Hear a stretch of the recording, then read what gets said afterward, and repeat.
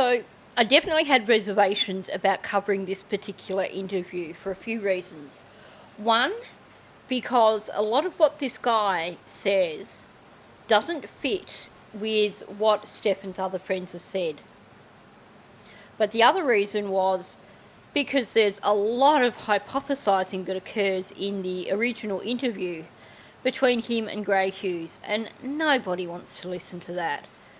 It's bad enough listening to Gray Hughes hypothesise, but when he's got a soundboard and the two of them are bouncing off each other, it just turns into a nightmare. So you'll be pleased to know that I've actually edited out all the hypothesising, which actually halved the length of this entire video. So it went from being close to an hour to roughly 23 minutes, I think. So I have saved you some suffering by doing some major editing. Basically, all that I've kept in this interview is actually this guy talking about what he actually knows about Stefan, not hypothesising about the case. There was a lot of leading questions from Gray Hughes and a lot of hypothesising between the two of them. A lot of it was just ridiculous for starters, so I felt the need to leave it out. Like I said, I have reservations about this particular interview, and my reservations are this.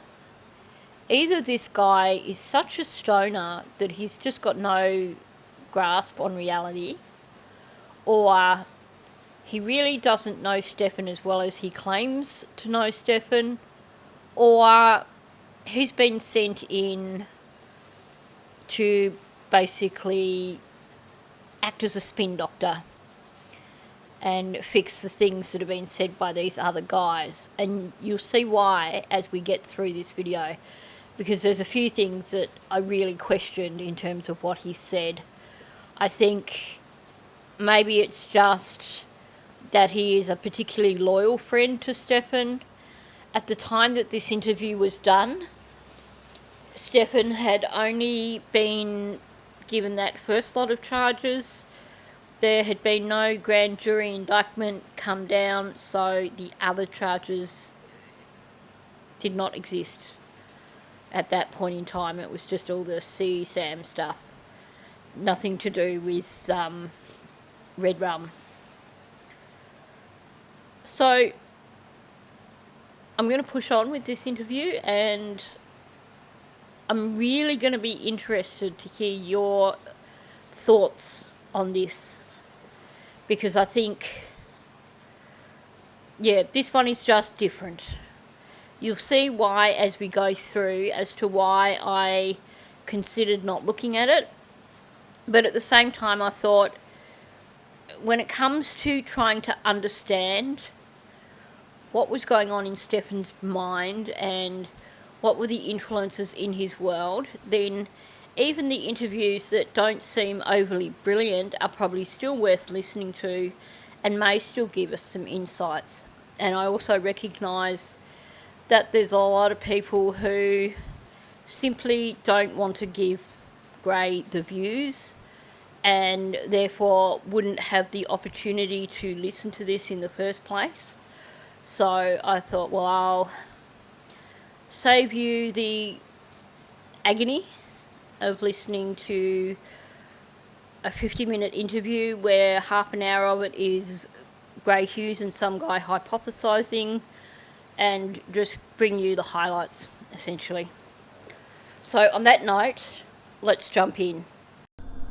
Start at the beginning. I moved from Texas to California with my mom when I was 16. So we were like in the car on my 16th birthday. Started school in California there, and one of my first days in computer class, he sat next to me, and we got to talking, and he smoked pot and I smoked pot, and we decided we were going to go smoke some pot. This definitely seems to be a common theme that the main thing in common with his friends that Stephan had was that they were all into a bit of MJ. And it also seems to be a common theme I'm anticipating already because I've listened to this interview, but it seems to be that his friends who were into the MJ really didn't pick up a lot of the vibes that may or may not have been there when it comes to Stephan. And, we just kind of were attached at the hip after that. We went everywhere together, did everything together, until, when he moved to Florida, that's when, there was some separation there. Him and his family moved to Florida, and I was missing him. He was gone for a few weeks, and decided I was going to go visit. So I got a plane ticket, went out there to visit. I ended up meeting a girl, which he had introduced me to. He had met her first. Now, I'm super curious, and hopefully you guys can help me out with this. Here in Australia, you're not going to just hop on a flight and fly to another state because you're missing a friend. Because airfares here are quite expensive. So, my best friend lives in another state, and I would dearly love to spend time with her. But the cost of flying to another state, the cost of accommodation, the cost of a rental car, because of where she lives, I would definitely have to get a rental car, is majorly prohibitive. But this guy is just so casual about it. Well, he'd been gone for a few weeks and I missed him, so I jumped on a plane and went to visit him. Is that normal in the United States? Like, is it that easy just to jump on a plane? Is it... the way he's saying sounds a bit like me just going, I wanted to go down and visit my niece, so I just hopped on the train and headed down to Melbourne for the day. I'm curious. Let me know your thoughts on this, because to me it sounds a little unusual, but I don't understand the travel side of things for the United States. So maybe it's not as prohibitive as what I'm imagining. I don't know how long a flight would be from California to Florida. I guess, I don't know. I can't even try and judge that. So, yeah, fill me in on all that, please. But I ended up moving to Florida and moving in with him and his parents in Florida. And I stayed there for, I don't know, I think it was about 6 months, some of the summertime, and then started senior year of high school there with him. I'm going to say that I think there's a little bit more to this story than him having just decided to hop on a plane and fly down to visit Stephan and then living there for 6 months just on a whim.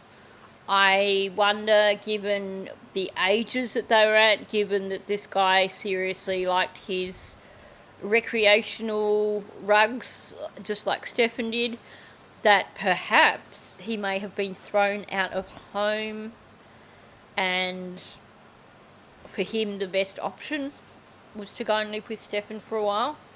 We have heard other people talk about how apparently, despite what we think of Deb and Chris, they did apparently occasionally take in Stephan's friends and provide them with somewhere to stay.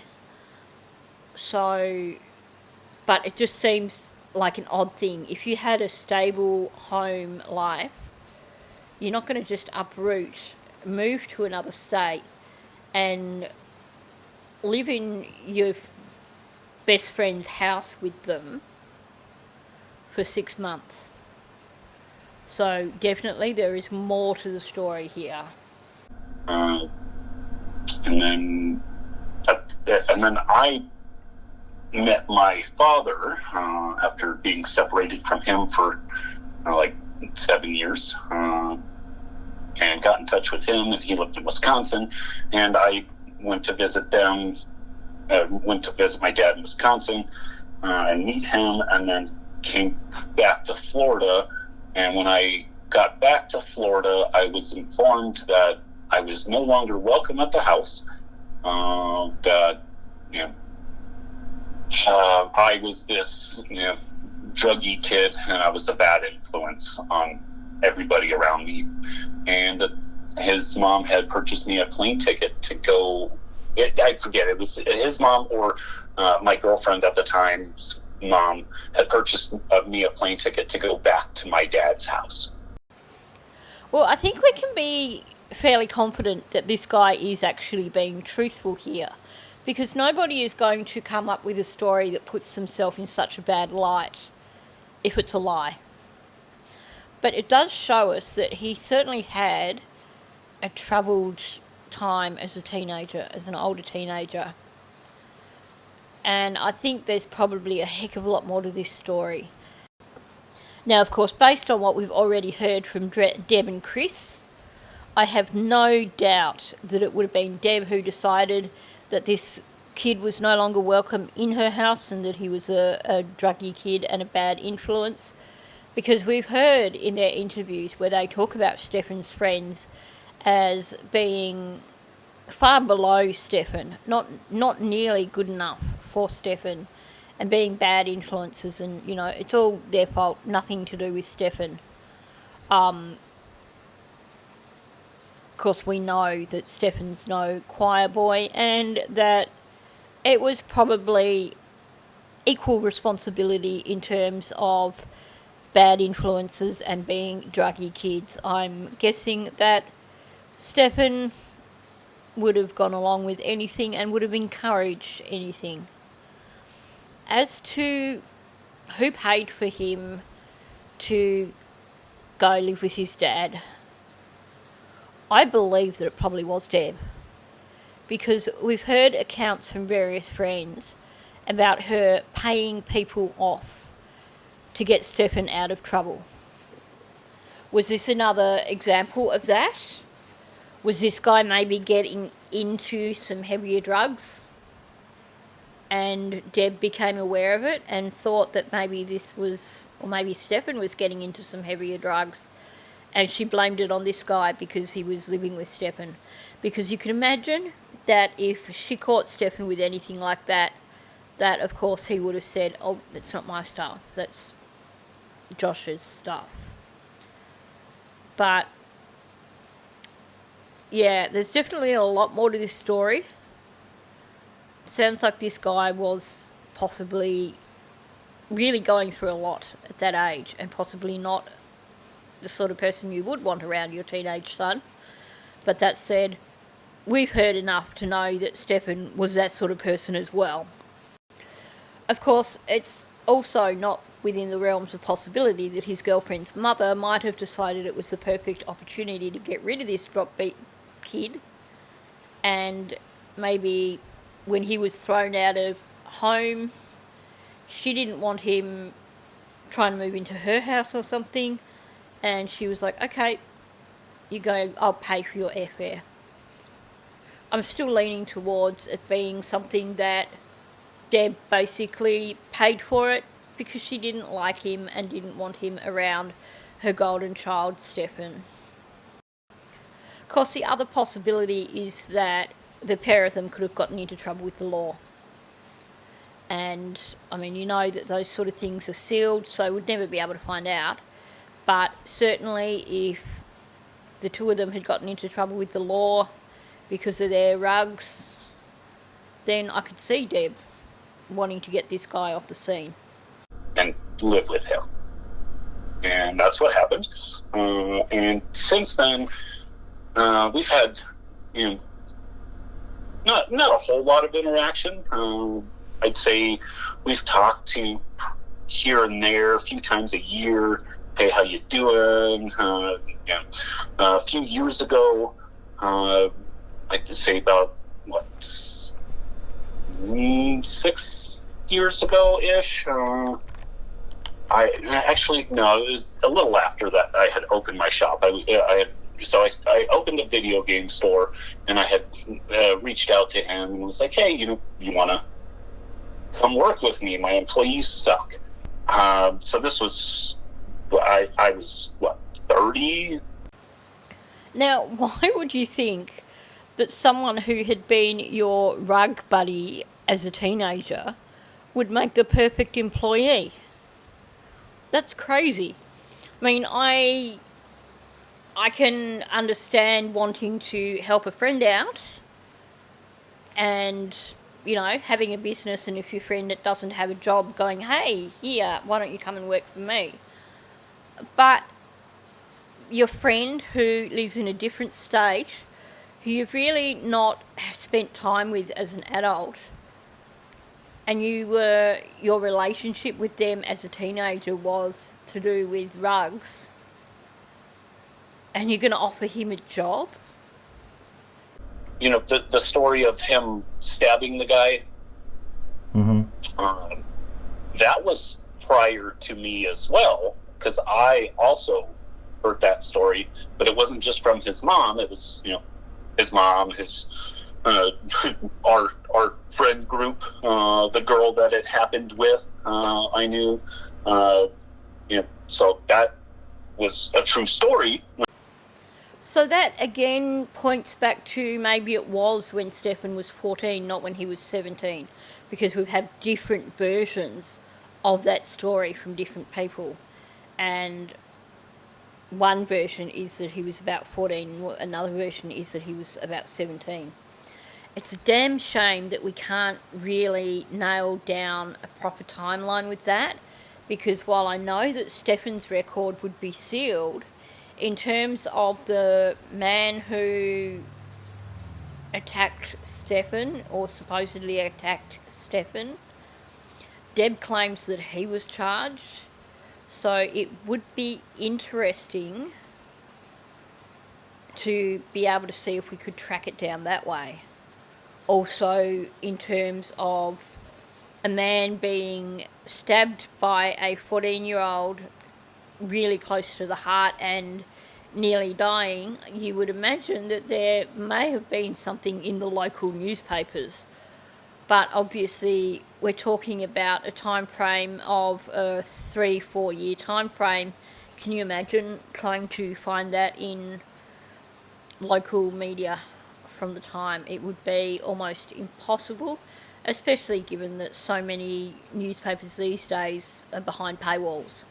So, trying to access archives in the right newspaper, it would be like searching for a needle in a haystack, wouldn't it? Right. As far as I know,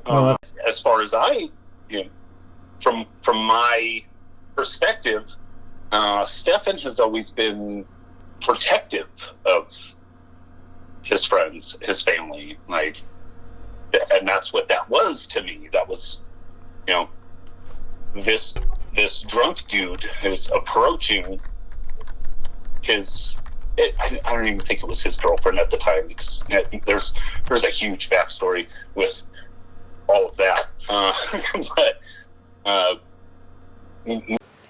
And of course, from the keyboard sounds in the background, it sounds like Gray was not fully paying that much attention to what this guy was saying, and missed a golden opportunity here to actually ask for that backstory, because it sounds like it could have been quite a fascinating backstory that may have given us some more insights into what Stephan was like. Saying that he is protective of his friends, I'm going to outright call that as just complete utter BS. I would imagine Stephan would just be the kind of guy that would want to puff himself up a bit and look like the hero. This incident would have been nothing more than showing off. He saw an opportunity to show off, and he grabbed it with both hands. Of course, this is another version again of this guy. Now this guy's a drunk, and sounds like he approached the girlfriend. Well, if he was in a car driving, how did that happen? So we've got this guy, on one hand, was supposedly high as a kite on rugs. Now we have him being a drunk on the street, apparently, approaching Stefan's girlfriend, not girlfriend. And we have Deb and Chris's story of him being in a car and turning around and coming back. This to me says that given that there are so many different versions of the story, that Stefan was definitely the instigator here, and basically the reason there are so many different versions of the story is because Stefan has lied about what happened. I also have some reservations about outright believing the versions of things that this guy says, because as you listen further into this interview, it does sound like he rang up to stand up for Stefan. So I think that we have to bear that in mind when we listen to what he says, because to me it sounds like he is trying to put Stefan and Deb in a positive light, which is contradictory to what we've heard from so many other people. Was approaching her, and he defended her, and that's what that scenario was. And yeah, he was the kind of kid that had pocket knives, and that's the group we were in. And we were not the good kids. Well, kudos to this guy for his honesty. He is essentially admitting here that they were not the nicest of kids. Now, what's interesting to me is the two sides of what we're getting here. On one hand, he is trying to defend Stefan, and he's trying to defend Deb. But then he comes out with these little zingers that give you an impression of precisely what kind of individuals Stefan and his friends were. He's just completely shot out of the water this whole story of Stefan only had this knife on him because he'd just come back from church camp. Because, we believe that, right? So he's made it quite clear that, Stefan was the sort of kid that carried a knife. Everyone in that group were like that. So he's admitting here that they were the sort of kids that if you saw them, you probably would cross the road and walk on the other side of the road to avoid them. This also says to me that I think we can be pretty confident that in this whole knife situation, that the problem started with Stefan and his friends. I think Stefan wanted to act the tough guy, show off for his friends, and found the perfect opportunity. Wouldn't it be great to be able to hear from the guy that this happened to? Because that would be a really interesting conversation. Yeah. I opened my own video game store here in Colorado, and he had told me that he was not working and needed work, and I was like, dude, come here, please come here. My employees are not great. I need help. And then he told me,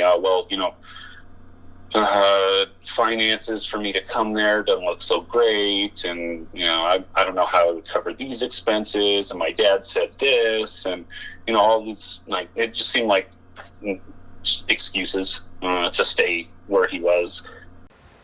Because obviously in Stefan's mind, why would you pay for the cost of moving to another state, pay for the cost of rent, and actually work when instead you could allow your parents to pay for your entire lifestyle? And of course, depending on what time frame this was, whether it was before or after he met Jen and Maddie, if we're speculating that he was probably already making money out of his relationship with Jen and Maddie, well, that's something that he wouldn't be in a hurry to leave. So, certainly, why would he bother getting off his lazy ass and moving to another state and having the cost of moving to another state to actually have to work? Because it would have meant that he would have been cut off from having all his expenses paid for by his parents. And I think it's interesting that he did mention there about Stefan's dad.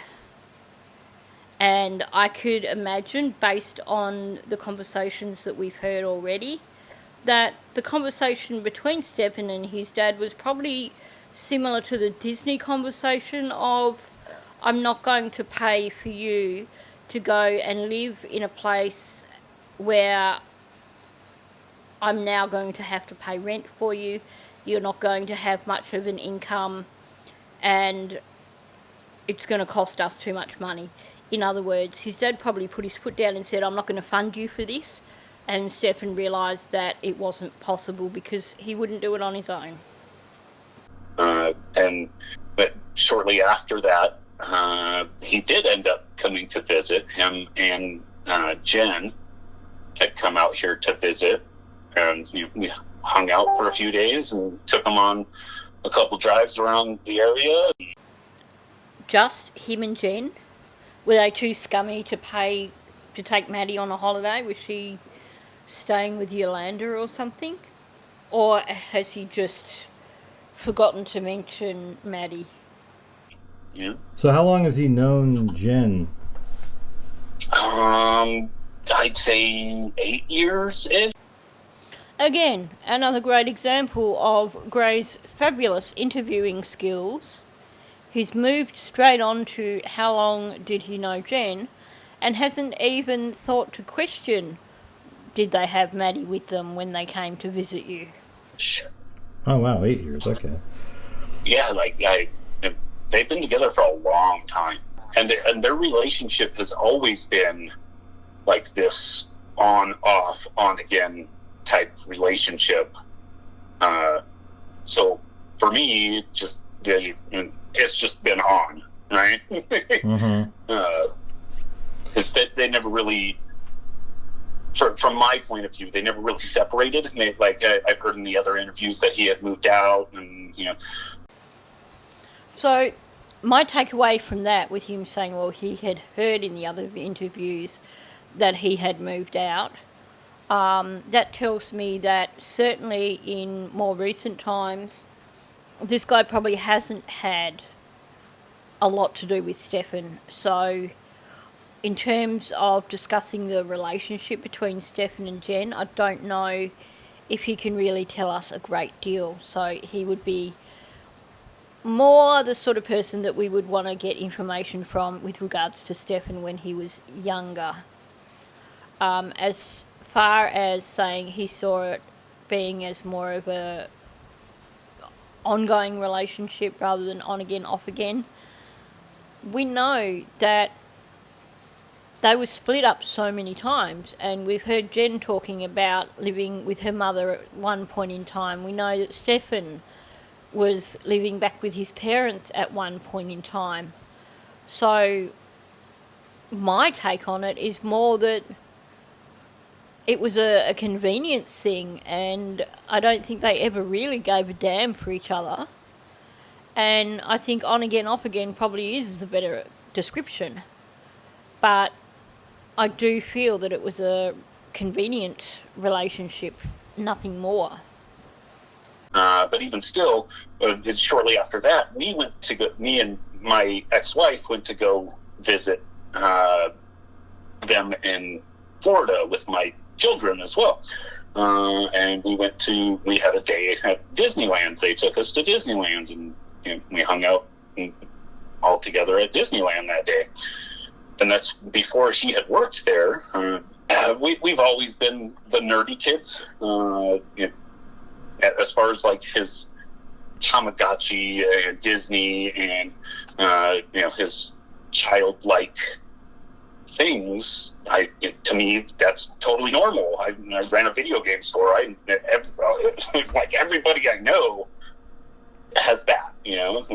I've got my collection of amiibos and video games, Pokemon cards, right? So that doesn't seem weird to me at all. I agree with this guy, and I've said this in a few videos. People are putting far too much weight on Stefan having these collections of things and trying to say that that was some sort of sign that he was into the things that he was into. And no, it's not. It's some people are just geeks and they just get into that sort of thing. Then you have the whole neurodiversity issue. People who have ADHD or people with autism will quite often have collections of things. People collect things, and it just depends on the sort of things that you are into. So I do find the Tamagotchis a little odd. It just seems like but not odd as in predator odd as in it's just a weird thing for someone to be into, unless you were planning on reselling and making money out of them, because visually it's not the sort of collection that you can just have all sitting on a shelf and be like, oh, doesn't that look nice? Tamagotchi, yeah. I mean, it seems more like for kids or something. So for me, that was for kids, 30, 40 years ago was when those first came out. And that's a collector's item already, just because of what it is. It's a collector toy.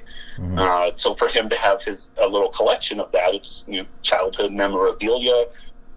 Same thing as my Pokemon card collection, which I actually learned to play Magic the Gathering from Stefan. I will say, I have for 3 years in a row done a market stall at Bendigo's Comic-Con, and the number of grown-ass men you see walking around with those kind of toys, boys' toys, is, it shows you that it is quite normal. Comic-Cons are huge, and the majority of the people that go to them are adults, and part of the reason they go there is for the merchant stalls to buy collectibles. So I get it. I still think Tamagotchi is just an odd collectible to be buying unless you are reselling, because obviously it's something that has to be kept in the packaging, and they all look pretty much the same, just in different colours. Look back now, do you see any things like, man, I saw that but it didn't bother me then, but now it's a little bit strange? No. It makes me question, my judge of character. Like, recently went through a divorce, and there was a point there where he had reached out to my ex, I guess hitting on her in some way, and she had told me about it, I guess trying to make me jealous, or I don't know, I don't remember if she told me about it or just posted it on like her Twitter or something. But talking to a friend about it, I'm like, he reached out to her, but at least that way I know that she's with someone with my kids that I know and trust, so I don't have to worry about that. I'd imagine that now that we know the full extent of Stefan's activities, that this guy is probably breathing a huge sigh of relief that his ex-wife didn't actually connect up with Stefan, because it sounds like he's got more than one child, for starters. Now, we hear from all these male friends of Stefan's that, I mean, the most we get is that one guy thought he was a bit weird, but they're like, they didn't think there was anything about him that was like this.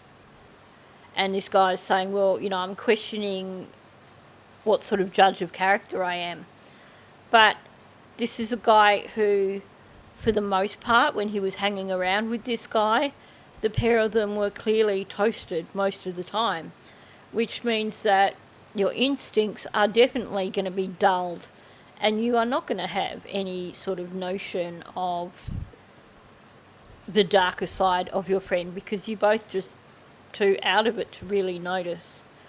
So, yeah, I don't put a lot of weight on him saying that he didn't see any issues with Stefan, because I don't think he was capable of adequately assessing the situation. Right? Mm-hmm. And this was just this was 22. This was 2 years ago, when the supposed videos and stuff on his phone started happening. Like I said, I had visited the house, right? And at first I was like, well, maybe they had moved since then, or, you know, I have no idea. My first instinct was, I don't know for sure that he is with, or that they are in a relationship anymore, because we don't talk every day, right? So, you know, I went on. And again, my question would have been, how old are your children, and are they girls or boys? But Gray just let that go. It sounds like this guy is definitely at the point that he did this interview, still trying to process it in his head, and he sort of contradicts himself a little bit. So on one hand, he has already said that he thought Jen and Stefan were never really broken up, that they were always together. And now when he's talking about Maddie going missing and everything else, he's saying that he thinks that they were no longer together, which they were no longer together. But just, I think he's really confused there in terms of what the relationship was between Jen and Stefan. So the first time I heard about any of this was a picture popped up on my Facebook saying that Madeline was missing, posted from Jen's Facebook. I was like, oh man, that they must be devastated. Like, you know, I wonder if there's anything I can do to help. Should I call? Like, I don't know. And then if my kid was missing, I wouldn't want my friend from out of state calling. Right? I'm busy. I'm doing something. Mm-hmm. Leave me alone. Right? Dude, they weren't busy. They didn't even search for her. You could have just rung them and you could have just got toasted together over the phone. I think, for me, that sort of situation, I would have at least sent a message to my friend just to let them know I was thinking of them. But I can understand what he's saying in terms of not wanting to ring them up. You wouldn't know what to say either. But to think that they might have actually been busy, nah, not Jen and Stefan, not remotely. Other than Stefan being busy trying to cover his tracks. So I didn't, and then a couple days go by, and I'm following the story, and they found her body dead. Or he was arrested, and they found her body. When he was arrested, oh man, I don't know what he's arrested for. They're saying that he's got these things on his phone, but that could be anything. Like, I could go onto a porn site at some point, and there's a link that goes down the wrong fucking path, and now that's on his phone. I'm sorry, maybe I'm just old-fashioned and naive, but he's so very casual about talking about being on a porn site and accidentally clicking a link that takes you somewhere else. Is this something he's experienced? I have a few questions about this guy. I do believe that he is one of Stefan's friends. I question just his, I guess, his moral grounding in terms of clearly he sees it normal to, well, yeah, just his activities, let's say.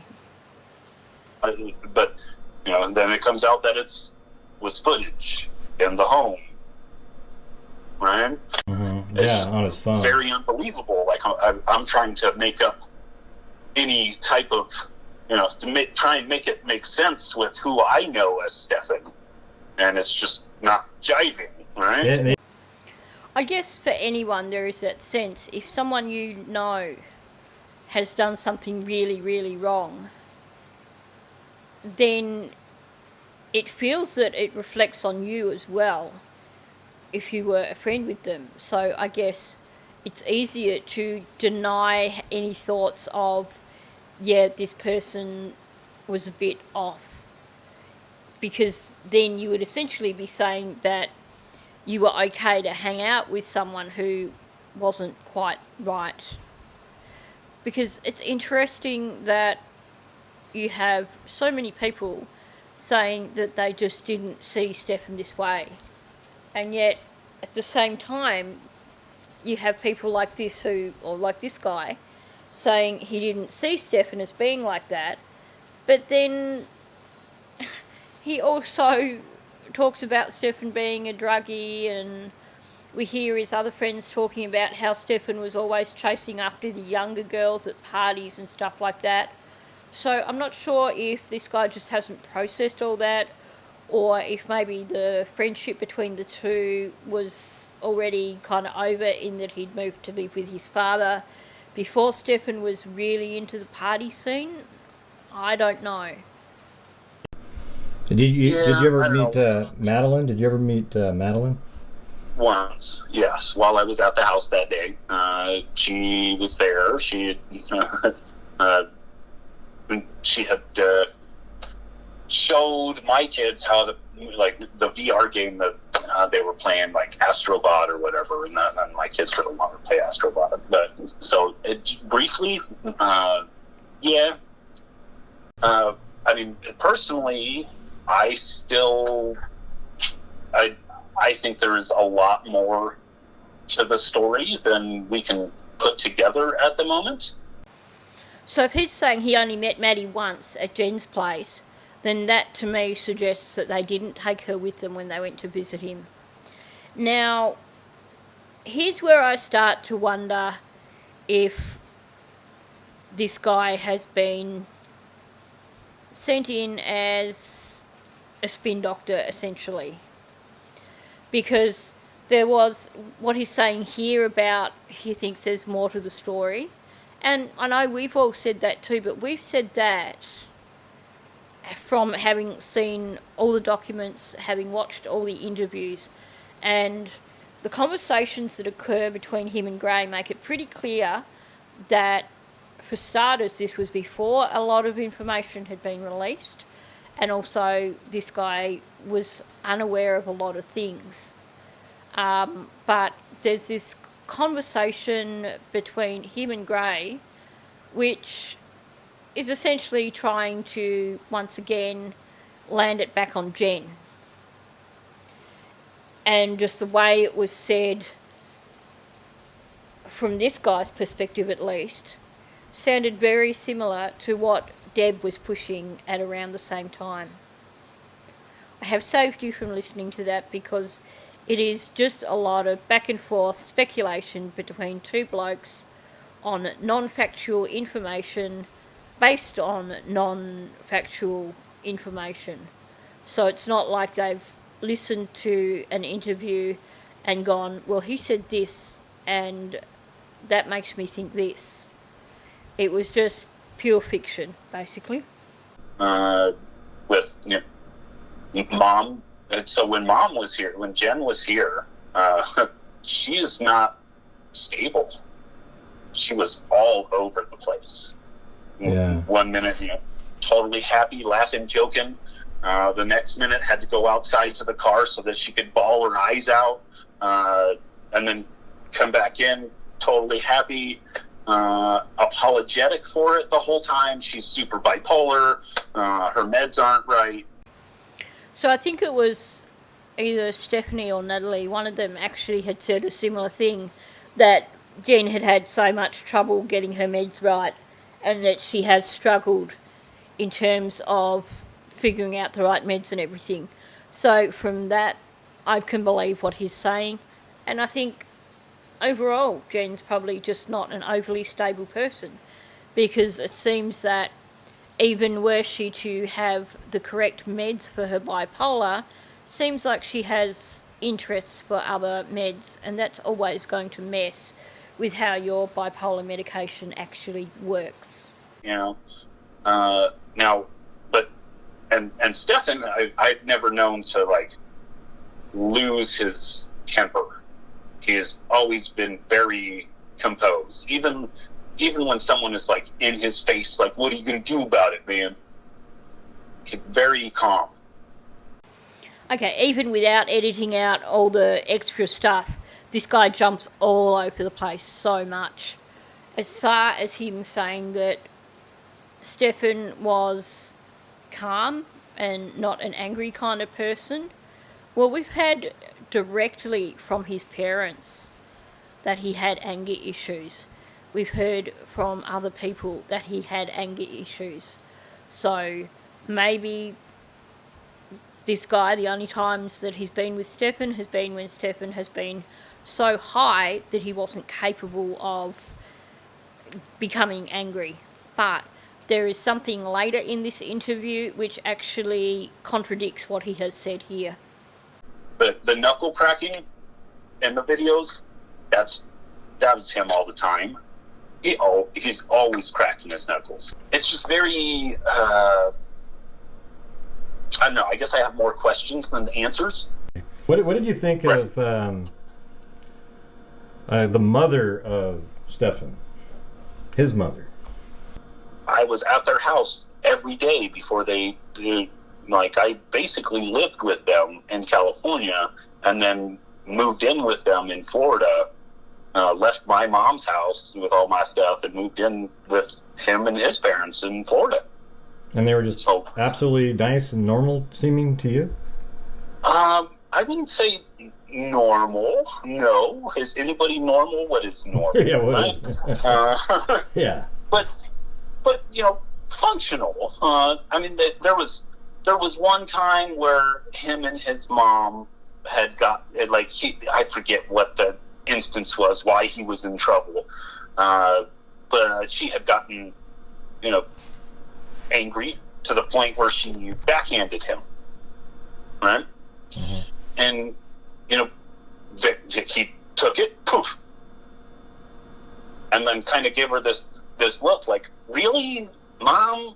Like, and then we left. We just walked out of the house, and she was upset, and "You need to come back right now." This, that, and the other, and we just stayed gone. And my mom was let him come to my house for a couple days, and didn't tell anybody that he was there. Right? Mm-hmm. Just to kind of distance them because of the physical interaction. So he says Chris and Deb are normal, but what he's just described there doesn't sound overly normal to me. Yeah, sure, parents do lose their temper with their kids, and sometimes parents will backhand their kids if they deserve it. I'm not saying it's right, I'm saying that it happens, but what he's saying there is that his mother then allowed Stefan to stay at their place for 3 days without telling anyone where Stefan was. Does that sound like the interaction between Deb and Stefan was just a normal discipline interaction? It doesn't sound like that to me. It sounds like it was a bit more than that. Because honestly, why would you interfere if it was just a case of a parent disciplining their child, if maybe the child had been an obnoxious little twat or something. So to me, there's more to that story. And I suspect that's probably not the only time that she raised her hand to him. Now, was that normal? Did that happen all the time? No. But they did have a very aggressive relationship, I guess, but it always seemed kind of playful, right? Like I would, they would be yelling at each other back and forth. Well, F you, and oh, well, F you back. Well, F you sideways. Oh, well, go yourself with the barbed wire, whatever. They would just scream these things at each other, and from an outside point of view, it's kind of funny. They're just going back and forth, and it seemed harmless. Like they weren't like actually yelling at, like actually like mad at each other that way. Like that was just how they back and forth. Okay, again, he's contradicted himself. He's initially described that as being a somewhat aggressive relationship, and then he's talked about them yelling back and forth at each other, and then tried to say, well, that's just how they communicated. Well, to me, it actually sounds like an extremely dysfunctional relationship. It sounds like either she is acting inappropriately in terms of as a parent, or he is misinterpreting some major yelling matches, given that he was clearly, well, from what he's even saying, he was quite heavily into rugs. It's possible that he was just too out of it to actually really know what was going on. And we've heard from several sources that she was a yeller, and that she did used to yell at Stefan and could become abusive. So I think what he is describing and trying really hard to play down, is a somewhat dysfunctional family relationship, perhaps an inappropriate back and forth between Stefan and his mother. But certainly it sounds like there was a bit of a volatile relationship there going on, and she probably wouldn't have been up for Mother of the Year. Right? And his mom is very rough around the edges. Like, she's she's racist. She's got a racist background, and there was actually one point where Stefan was dating a girl that had dark skin, and his mom had an issue with that at first, and kind of got over that, and she. I don't know, it seemed like her racism toned down a whole lot after that relationship. So the issue with that relationship for Deb was not the girl's age, the fact that she was only 14, but the fact that she was Asian. That tells me a lot. And not only that, her basically claiming in one of these interviews that she didn't know one kid from the next in terms of Stefan's friends.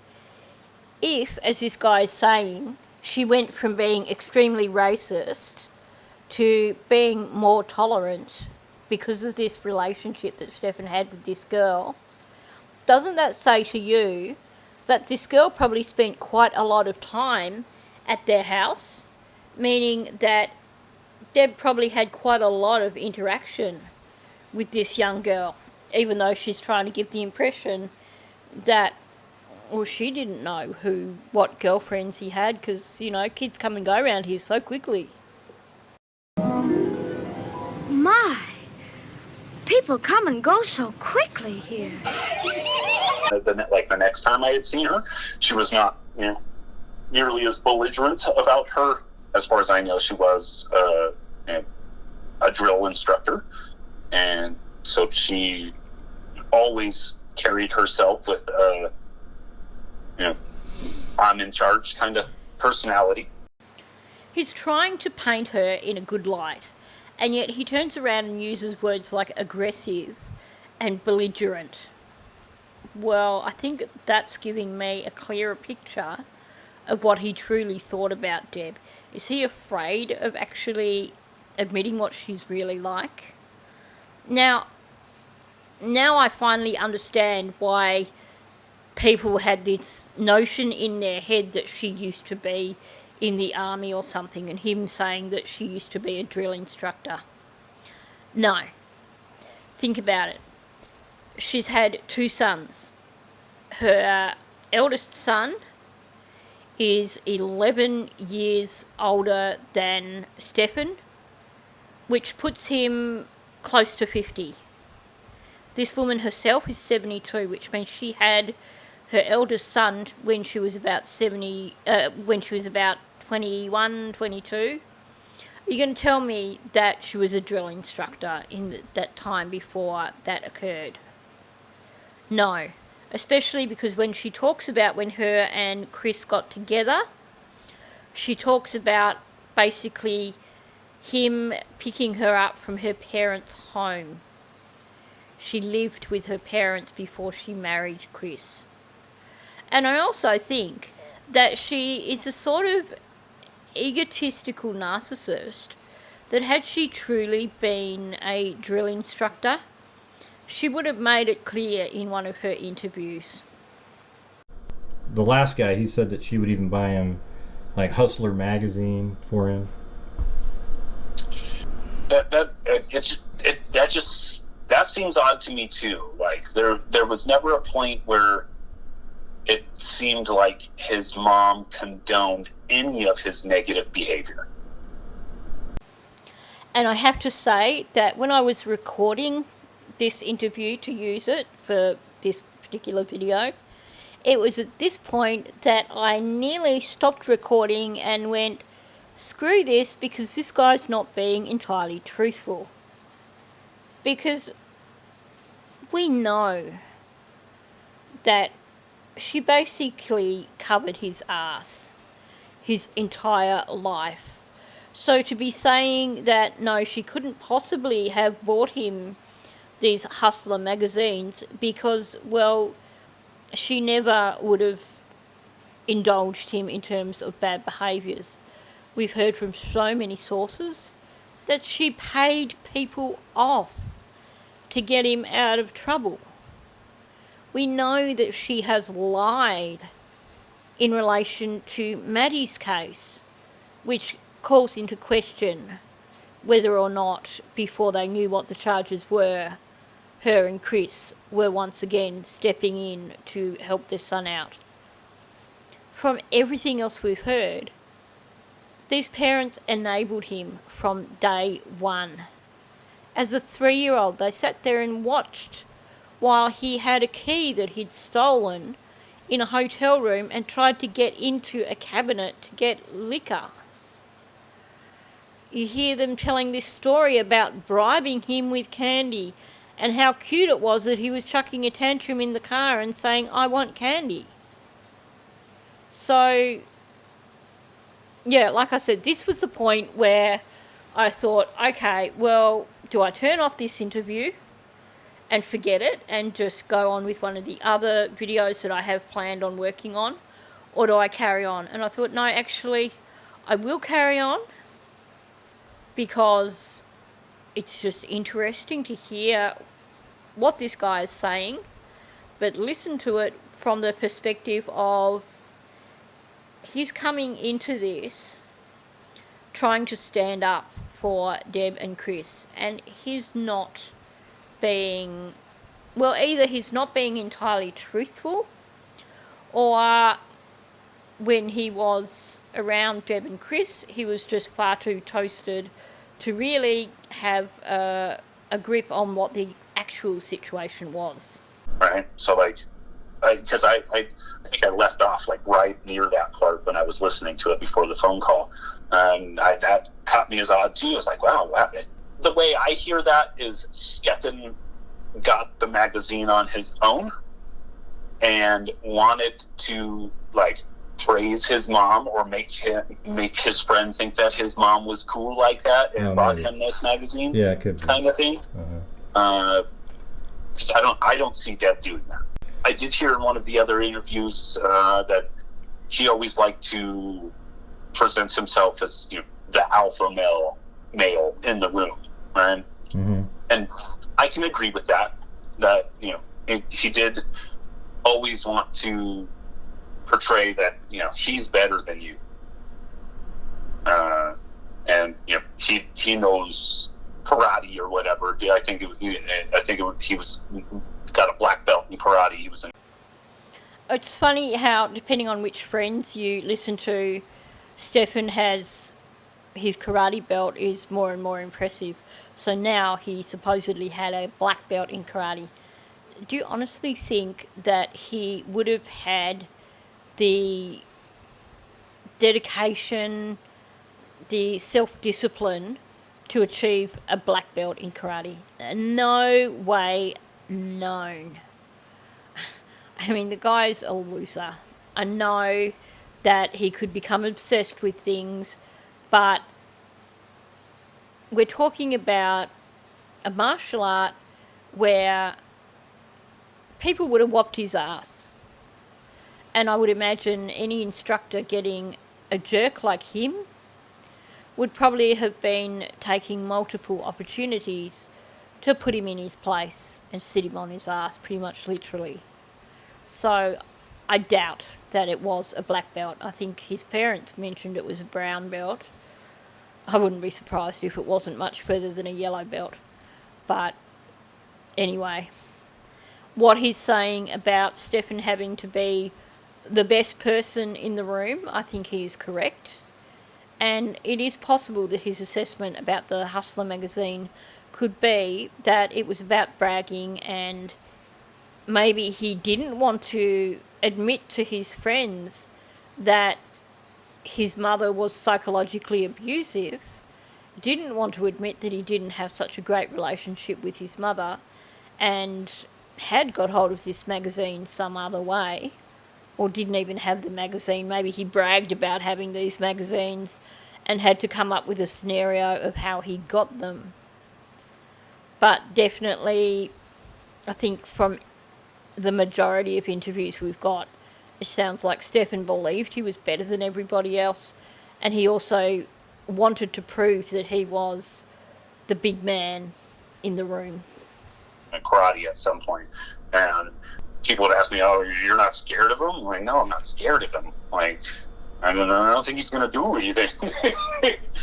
But because, you know, other people were, because he had stabbed the guy and he was karate, like, so I don't know. He did always seem to have to kind of one up. So I could see how, you know, he wants this guy to think that him and his mom are cool. So he'll tell that guy what he needs to. I think in terms of him saying, well, he wasn't afraid of Stefan, even though Stefan had supposedly a black belt in karate, which we know is not true, and that he'd stabbed a guy, I think that comes down to a few things. Once again, I think this guy's instincts were a little bit dulled because of rugs. But I think also when you have a friend who is like that and you are in their inner circle, even if part of you knows that they could be violent, then there's a part of you that's probably going to be thinking, yes, but I'm their friend, so they would never be violent of me. So then there is that belief that they're not going to hurt you. You know, it's like these people who handle venomous snakes, and because they handle them every day, they think they're never going to get bitten. Like I said, you know, not even like a year ago, he had reached out to my ex-wife, and I had told a friend like that I was telling this about. I told the friend, look, well, at least I know this guy, you know, at least I don't have to worry about my wife, you know, bringing my kids to meet her new boyfriend, and it's some weirdo that I don't know, and out of nowhere, Well, as I said before, he dodged a bullet there, and I think we can be pretty confident that his interest actually wasn't in the guy's wife. It's Stefan. I know Stefan, and I was okay with that. I'm like, okay, whatever. You want to talk. You want to hook up? Cool. At least I know the person who's going to be around my kids, right? Apparently not. But like I said, their relationship was always on and off. I was always told that we're fighting right now, and then we got back together, and it was ever since I knew about Jen, it was on and off, like constantly. I'm thinking that perhaps this guy might have fried his brain a little bit when he was younger and into the rugs, because now he's admitting that Jen and Stefan were constantly on and off, whereas before he was saying that in his mind he just saw them as pretty much ongoing all the time. Still, all in all, I feel like Jen knows something more. There's more to the story, and maybe because I know Jen and him, like, sexually kinky people, right? Mm-hmm. Both of them together. He told me things that they did together. Oh yeah, cool. Like, and that, I think for me that was like, oh well, that's why he's with her, because she does XYZ for him. Okay, can we admit here this guy has basically acknowledged that Stefan is a braggart, and that Stefan will come up with stories to make himself look impressive, and basically what he's saying is hearsay. So it contradicts what Jen was saying, and I think there are some things that Jen mentioned that in her interviews where she said Stefan wanted to do this and she's like, no way, which I believe from the way she reacted. Although we do know that Stefan had some interesting kinks based on what his Disney girlfriend said.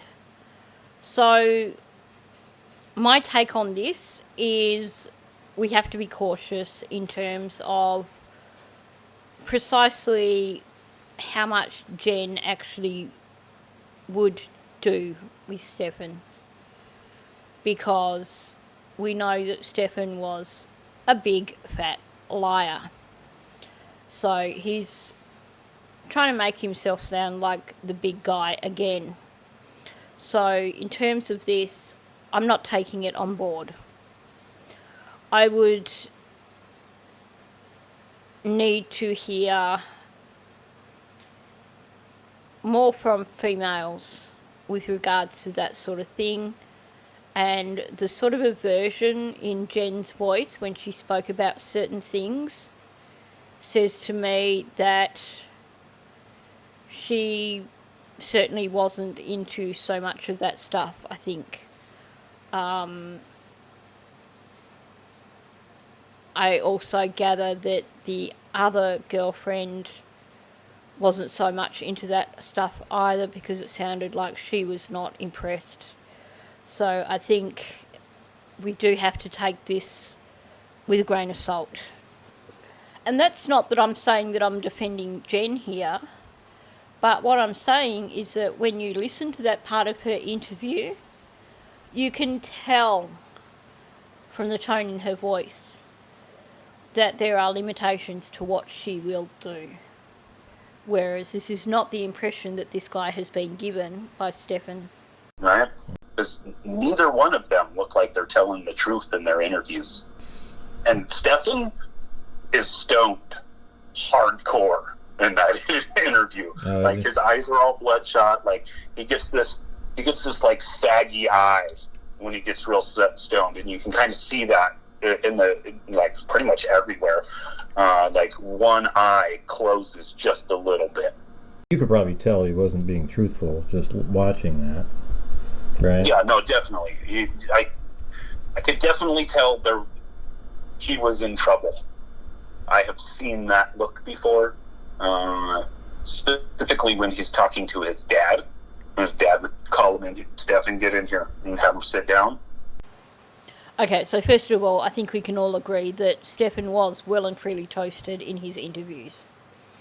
And it's an interesting observation here that he can tell from watching Stefan that Stefan was in trouble, and that he'd seen it at times when his dad had been dealing with him.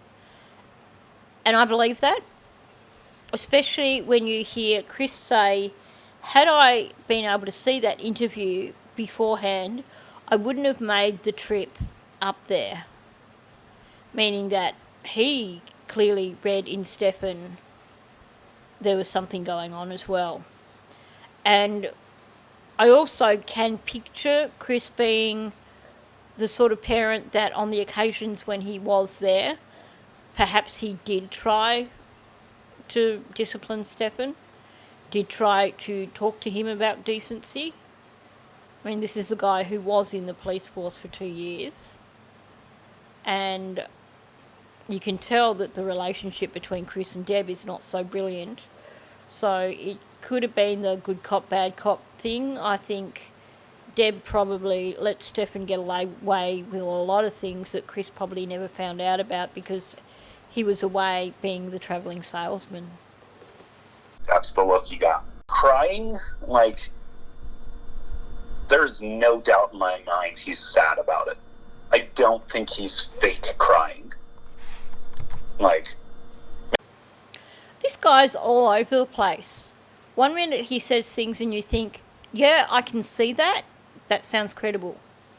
And then he comes out with BS like this and saying that he doesn't think it was fake crying. Blind Freddy can tell that that was fake crying from Stefan. It baffles me. And the thing that I find interesting is that a lot of the things that this guy has said have been in line with things that Deb has said, where I've found myself questioning whether she was telling the truth because they contradict everything that we know.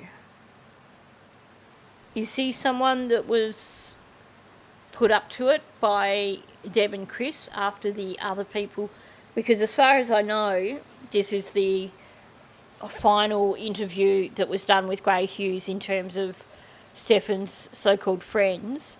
So was this an attempt at damage control? Because we know from the interview that they did with Hidden True Crime that Chris and Deb actually did listen to those interviews. So, I mean, for all we know, this could actually be Stefan's brother ringing up to try and do a bit of spin doctoring here. I don't think it is. I think the guy is who he says he is. But I can't help wondering if he may have been put up to it. maybe no tears. Yeah. If you've already been crying for 3 days straight, 24 hours straight, even, you've already been dealing with all of this crap, you're numb. Your tears aren't there anymore. I don't think that he's heartless, even. I think that he definitely knows that he did something wrong, and what that is specifically, we don't know yet. Okay. On one hand, yeah, he's saying, well, he sounds like he definitely did something wrong. But also, I can't stomach someone trying to defend Stefan and saying, well, we don't know that he wasn't crying because he could have been crying for days.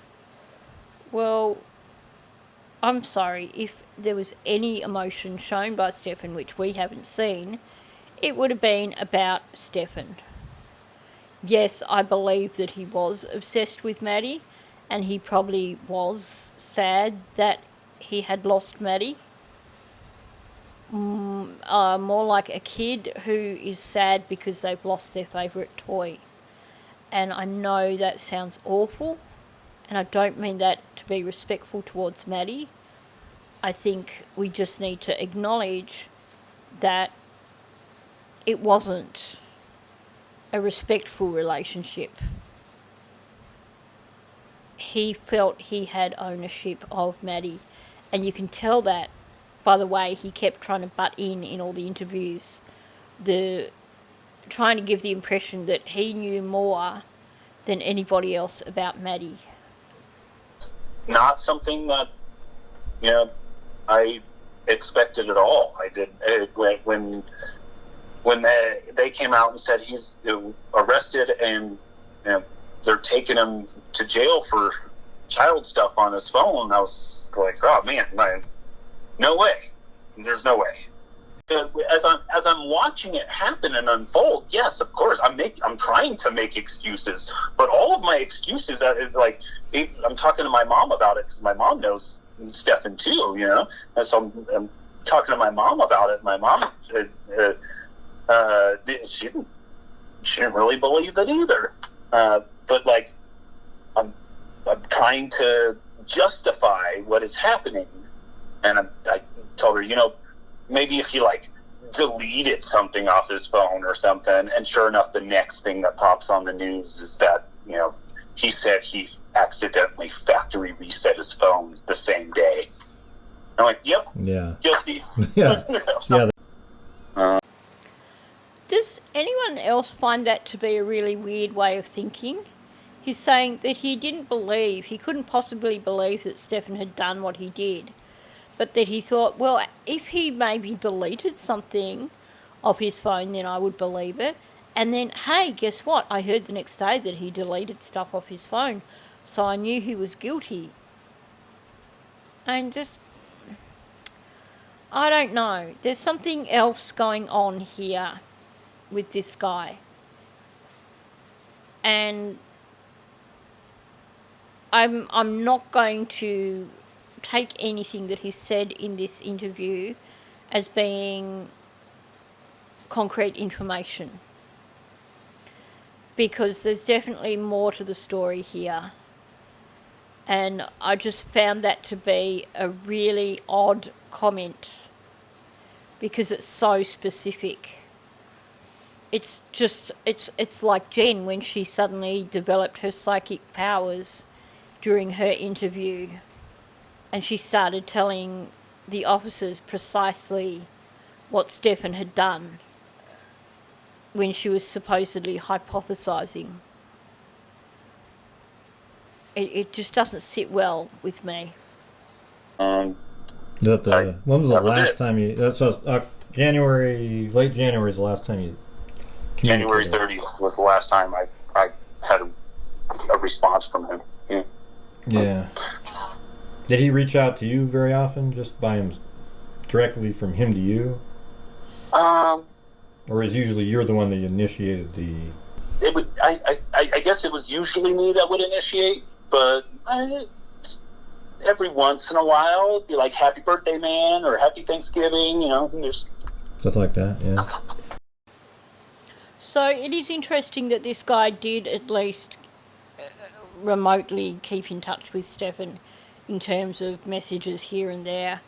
And he did, in part of this conversation with Gray that I deleted, talk about sending, you know, little social media type clips and stuff. So it sounds like they've kind of kept a relationship from a distance.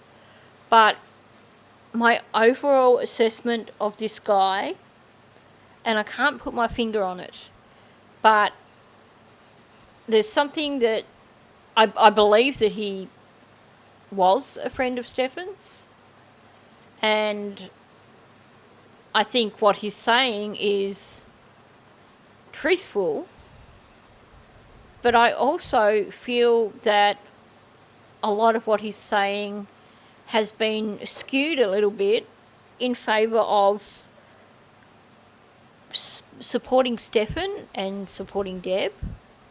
He doesn't say a lot about Chris, but I guess at the time that he would have been in Stephan's life, Chris would have been gone most of the time. But Yeah, there's something more here that's not being said. I think perhaps he is just trying to be nice. I would be really interested to hear from this guy now that we know so much more about what occurred and that we have all these documents and interviews out there. I would love to hear what he has to say now, and if he is still wearing those rose-coloured glasses.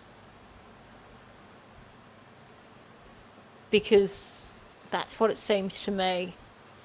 It seems that he's perhaps glossed over a lot of negative stuff. And, you know, maybe he is just that kind of person who maybe he's grateful because he had a difficult family life, and he's grateful to Deb for allowing him to live there for 6 months, and now he doesn't want to speak poorly of them.